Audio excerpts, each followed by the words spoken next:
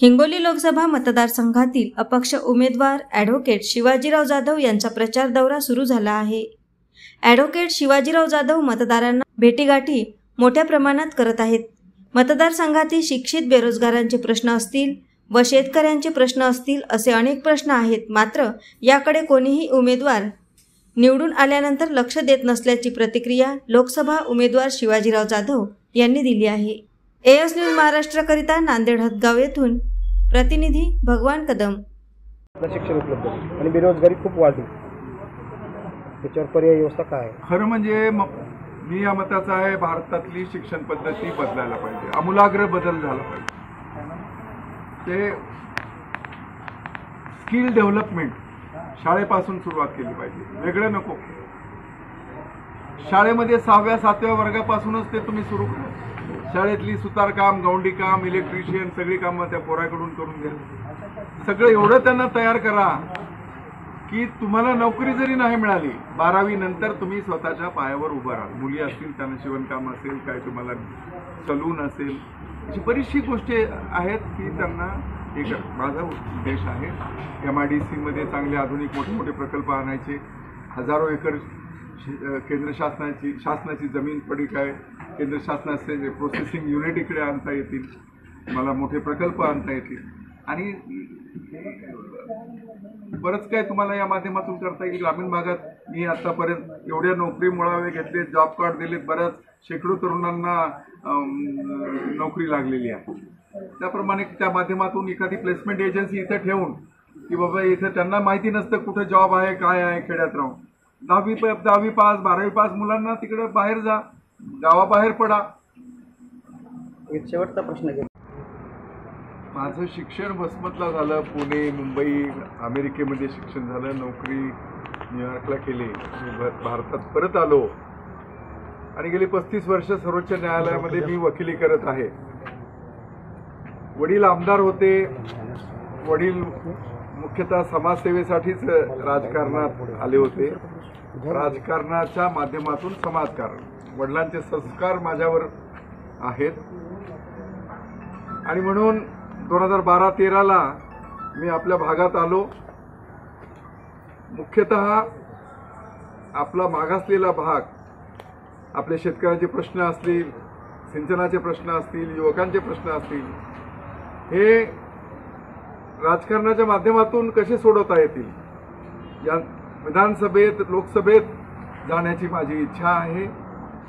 आज महत्त्वाचे कायदे विधानसभेमध्ये लोकसभेमध्ये पारित होत असतात, आपल्या दैनंदिन जीवनावर त्याचा परिणाम होत असतो आणि मला असं वाटलं माझ्या अनुभवाचा त्याचा उपयोग इथे होऊ शकतो, म्हणून मी राजकारणात आलो आणि 2 विधानसभा निवडणुका लढवल्या, 2014ची असेल, 2019 मी 2014लाही 52,000 मतं मिळवली, 2019ला मी 4-5 हजार मताने कमी पडलो आणि वसमतला मी पक्ष वाढवला, तिथे पंचायत समिती एखादी सत्ता आणली, पण प्रत्येक वेळेस ही युती व्हायची आणि आम्हाला संधी मिळायची नाही। माझे वडील काँग्रेसचे आमदार होते अगोदर, त्यामुळं मला तिथे भरपूर जनतेचा पाठिंबा होता।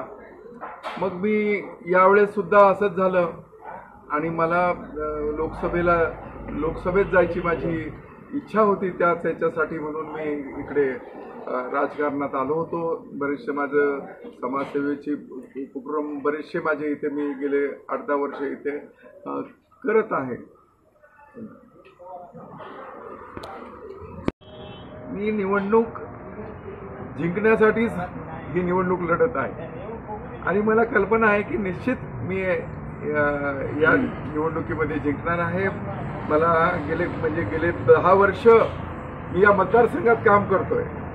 ॲडव्होकेट शिवाजी जाधव सर्वांना परिचित आहे, लोकसभेच्या सर्व मतदारांना परिचित आहे। मला कल्पना आहे लोकसभेमध्ये अपक्ष उमेदवार म्हणून लढताना किती अडचणी येत असतात, पक्षाची यंत्रणा असते, परंतु मी आता फिरतोय सगळीकडे, कुठल्याही पक्षाचं वारं नाही आहे.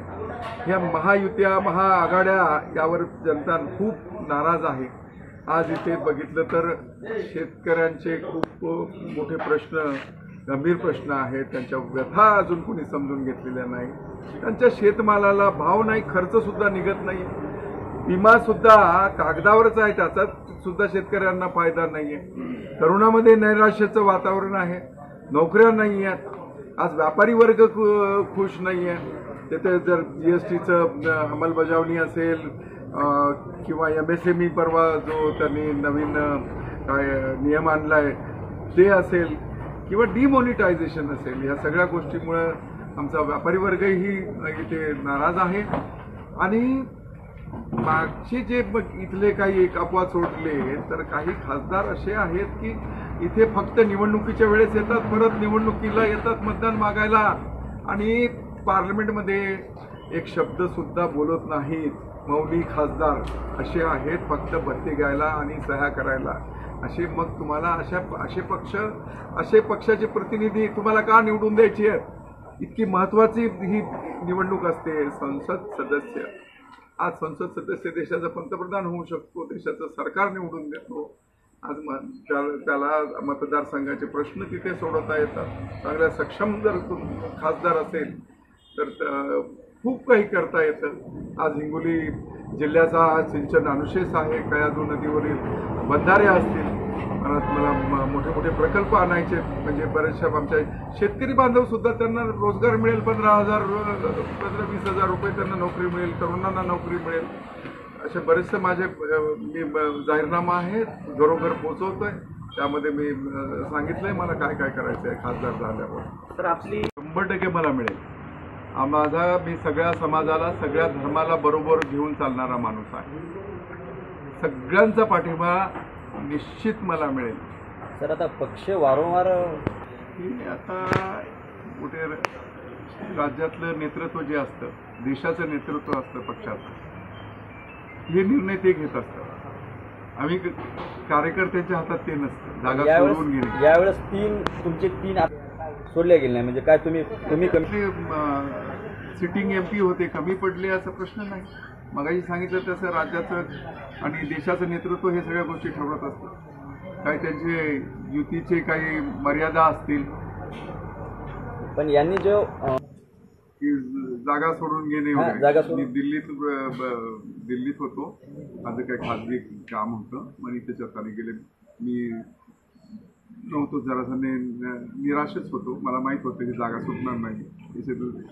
इथं तुम्हाला लोकल पातळीवर हिंगोलीला बैठक घेऊन काही जागा सुटणार नाही, आणि मला कल्पना होती की जागा सिटिंग MP आहे आणि ही जागा त्यांनाच हे मिळणार आहे. राज्याचे मंत्री आपल्या हिंगोली मी ठरवलं होतं. मी त्यांच्याशी संवाद नाही साधला. मला बाकी नेते मंडळांनी सांगितलं होतं की तुम्ही हे करा, उमेदवारी अर्ज मागे घ्या म्हणून काही पक्षाच्या वतीने दबाव वगैरे काही आला होता का? दबाव साहेब आपला सांगण्यात आलं होतं की लोकसभेला अवघड असतं वगैरे. मी म्हणलं नाही, मला खात्री आहे निश्चित मी निवडून येतोय. 2015ला हा 17 वर्ष बंद पडलेला कारखाना, माझं राहते घर गहाण घेऊन पैसे खूप लागतात, करोडो रुपये. कारखाना सुरू केला, दरवर्षी आम्हाला 4-5 वर्ष बँकेचं लोन मिळालं नाही. त्याच्यामुळे आम्हाला खूप अडचणींना तोंड द्यावं लागलं. काही FRP पेंडिंग राहिली, त्याच्यासाठी पण आता माझे प्रयत्न चालू आहेत. बँकेचं लोन आम्हाला काही आम्हाला विरोधकांनी मिळू दिलं नाही.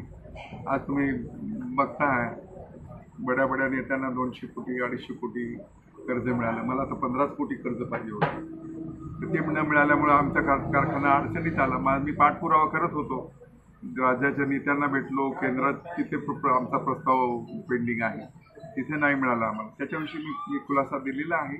मला माहिती शेतकरी बांधवांची थोडी अडचण झाली आहे, थोडी म्हणजे चांगलीच अडचण झाली आहे. तर त्यांना त्याच्यासाठी विरोधी पक्षानं आपल्या कार्यालयात आंदोलन नाही का, शेतकरी अडचणीत असतात, त्यांना पैसे मिळायलाच पाहिजे. शेतकऱ्याचे त्यांची काय चूक आहे? साहेब, आपल्यावर एक आरोप आहे, कारखान्याचा आणि माझ्या उमेदवारीचा काय संबंध? गेल्या 10-12 वर्षापासून मी मेहनत करतोय. आज मी दर आठवड्याला दिल्लीहून इथे येत असतो. सकाळी 2 वाजता उठतो आणि 4-5 तास गाडीने प्रवास करायचा. असं करून मी पक्ष वाढवला, कारखान्यासाठी झटलो. शेतकऱ्यांना निदान कारखाना झाला तिथे, कारखान्यामुळं ऊस लावायला सुरुवात केली शेतकऱ्यांनी. तुम्हाला माहिती ऊसाचं उत्पन्न चांगलं असतं, त्याचे पैसे जास्त मिळतात. सोयाबीन वगैरे तेवढे पैसे मिळत नाही. तुम्ही उमेदवारी भेटली नाही म्हणून दिलेला तसं नाही आहे. उमेदवारी भेटली नाही की नंतर मी इथेच होतो. ज्यावेळेस हे फॉर्म भरायला आलो, माझं ठरलेलंच होतं अपेक्षा म्हणून मी फॉर्म भरणार. मधल्या काळात थोडंसं मी इकडे नव्हतो म्हणजे संपर्कात काही काळ, पण बाकी मला सगळे ओळखतात, सगळ्यांना माहिती आहे. ॲडव्होकेट शिवाजी जाधव, मी आता ग्रामीण भागात प्रत्येक घरात पोचलेलो आहे. शेवटी साहेब मतदाराला आपण नेमकं काय सांग? एकच माझं विनंती आहे मतदारांना की तुम्ही जे निवडणुकीला उभे आहे त्यांची तुलना करा, सगळ्या बाबतीत तुलना करा. जात पात धर्म पक्ष काही विचार करू नका.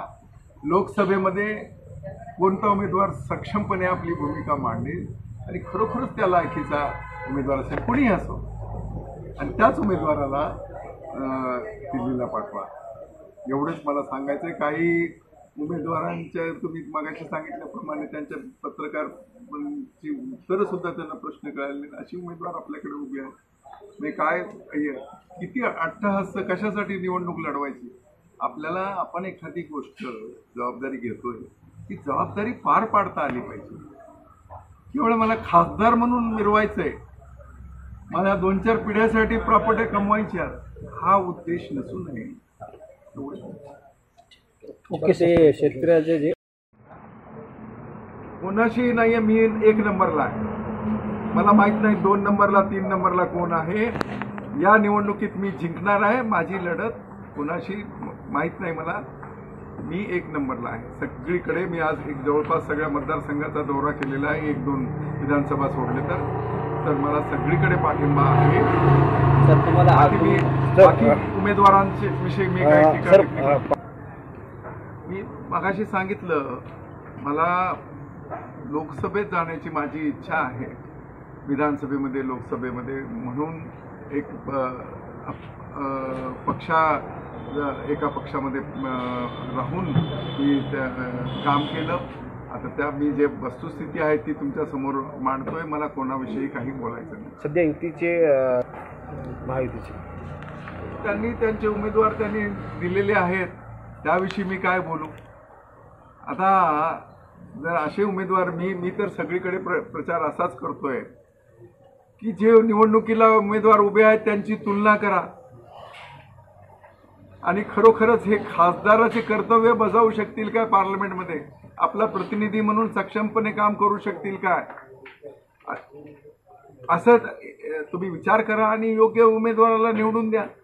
मी त्या इथल्याच लोकलच्या तुमच्या उमेदवाराला विचारलं होतं पत्रकारांनी, साहेब तुमची हिंगोली जिल्ह्याला तर ओळखच नाही, हदगावच्या बाहेर ओळखच नाही कुठे, मग काय आहे तुम्ही? काही नाही, उत्तर नाही. काही प्रश्नाचे उत्तरच दिले नाही पत्रकारांना. तुम्हालाही अनुभव आला असेल. दुसरे उमेदवार त्यांना विचारलं फॉर्म भरल्यावर, बाय तुमची मतदारांना काय अपील आहे, आव्हान काय आहे, तुम्हाला खासदार म्हणून का निवडून द्यावं? तर म्हणले ते तुम्ही जाऊन सत्तारूढ पक्षाचे उमेदवार आहेत त्यांना विचारा. जर तुम्हाला पक्षच त्या पत्रकारांचे प्रश्नच जर तुम्हाला समजणार नसेल तर 5-10 वर्ष तुम्हाला तर पार्लमेंटमध्ये काय चाललंय हेच कळणार नाही, सगळं डोक्यावरून जाईल. म्हणून हे योग्य उमेदवाराला निवडून द्या. आणि मला असं म्हणायचं की खासदाराला जे काही गुण लागतात, एक लोकसभेचा प्रतिनिधी म्हणून लागतात, ते सगळी माझ्याकडे आहेत आणि मी सक्षमपणे लोकसभा सदस्य म्हणून, हिंगोली लोकसभेचा प्रतिनिधी म्हणून मी काम करू शकतो. आणि हिंगोली जिल्हा, हिंगोली लोकसभा जो महाराष्ट्रात मागासलेला आहे, किनवट भाग असेल, इतर काही भाग असतील, तर हिंगोलीला मी महाराष्ट्रात नंबर 1 करण्याचा मानस आहे. मी ॲडव्होकेट शिवाजी जाधव सगळ्यांना परिचित आहे. सगळ्यांना जर आश्चर्य वाटतं की मी सर्वोच्च न्यायालयात वकिली केलेला आणि कसा मी एवढा मोठा कसा निर्णय घेतला, अपक्ष का उभा राहिलो. मी इथं अनोळखी नाहीये, अपरिचित नाहीये. सगळे मला ओळखतात. आणि मोठी प्रॅक्टिस सुप्रीम कोर्टाची. आज माझ्याकडे तिथे भारतातले सर्वात जास्त काम, सगळ्या देशातल्या वकिलात 8-10 वर्ष माझ्याकडे जास्त काम. एवढं सगळं सोडून आपल्या भागात इथे आलेलो आहे. आणि याचा मी पूर्ण मला कल्पना आहे की अपक्ष म्हणल्यावर किती तुमची कार्यकर्ते, तिथं तुमची बूथ यंत्रणा, हे सगळं यामध्ये कदाचित कमी पडेल, परंतु मतदार तेच माझे कार्यकर्ते, तेच माझे पोलिंग एजंट असतील. सर, आज सुप्रीम कोर्टामध्ये काम करत असताना महाराष्ट्रातल्या प्रत्येक वकील संघातून, प्रत्येक कोर्टातून, न्यायालयातून माझ्याकडे काम आलं. शिवाजी जाधवला ओळखत नाहीत असा महाराष्ट्रामध्ये एकही न्यायालय किंवा एक वकील संघ नाही. 100% वकील मित्र माझ्याबरोबर आहेत. आज मी हदगाव कोर्टात गेलो, तिथे वकील आमच्या बंधूंशी संवाद साधला. मी त्यांनी पूर्णपणे ग्वाही दिली की तुम्ही येत्या निवडणुकीमध्ये बरं झालं, तुमच्या रूपाने आम्हाला पर्याय मिळाला. इथे आमच्या दोन्ही पक्षावर नाराजी आहे, आम्ही त्यांना अजिबात मतदान करायची, शेतकरी बांधव नाराज आहे, हे त्यांच्या कोणीच समस्या सोडवलेल्या नाही आहेत. त्या पक्षावर, या युत्या आघाड्यावर नाराजी आहे. मग मला सगळी वकील मंडळी माझ्या मागे आहे. वकील आहेत, डॉक्टर मंडळी आहेत, प्रोफेशनल्स आहेत, चार्टर्ड अकाउंटंट्स आहेत, शिक्षक आहेत, आमचा शेतकरी बांधव आहेत. विशेषतः नवीन जे मतदार झालेले आहेत, जवळपास हिंगोली लोकसभेमध्ये 1 लाख नवीन मतदार झालेले आहेत, हे मतदार माझ्या मागे आहे. या हदगाव